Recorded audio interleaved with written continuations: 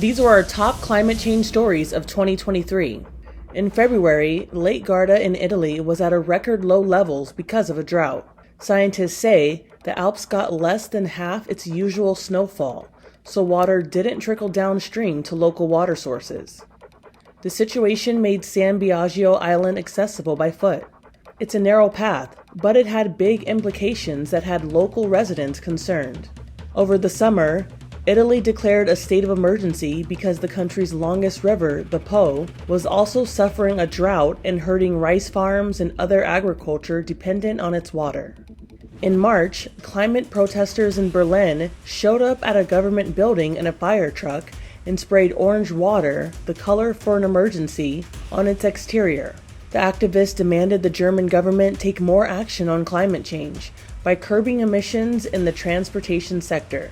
In April, climate activists turned a historic fountain in Rome black by pouring vegetable-based liquid in the water.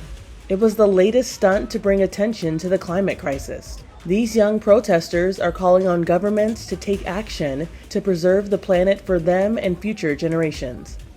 In March, contractors in Australia removed millions of rotting fish from a river in the outback. This was after the unprecedented die-off following floods and hot weather.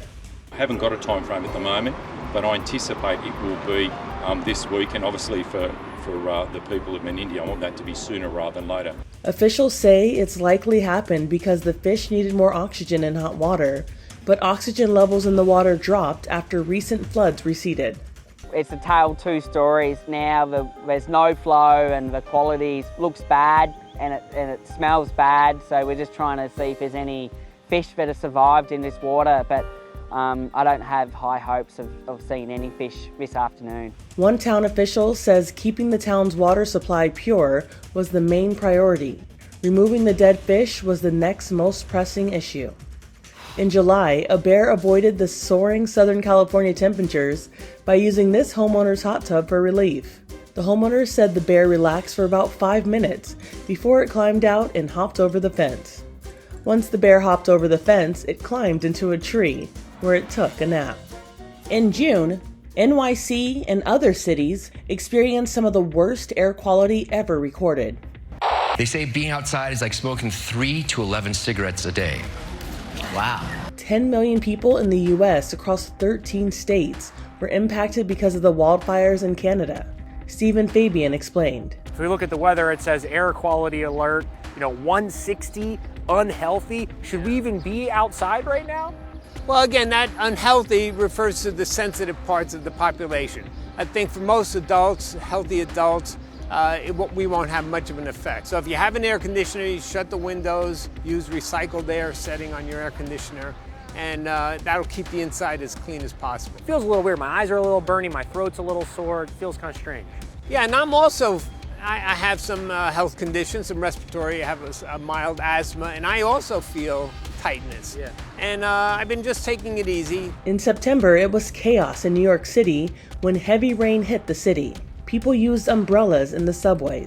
This is what LaGuardia Airport looked like. Oh my goodness. This was the chaotic scene on the streets as cars drove through the floods. I am issuing a state of an emergency for New York City based on the weather conditions.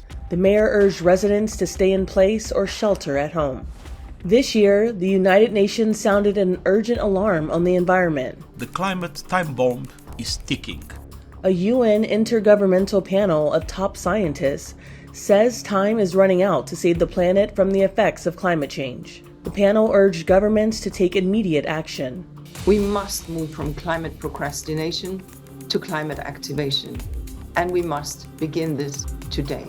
A panel has been compiling research since 2015 from around the world, noting the impact climate change has had and what needs to be done to combat it. Renewable energy instead of fossil fuels, energy efficiency, green transport, green urban infrastructure, halting deforestation, ecosystem restoration. The war in Ukraine has only increased urgency for renewable energy sources, as many countries in Europe have resorted back to using coal as relations with Russia have become strained.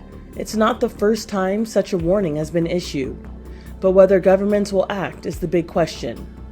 This is Inside Edition Digital.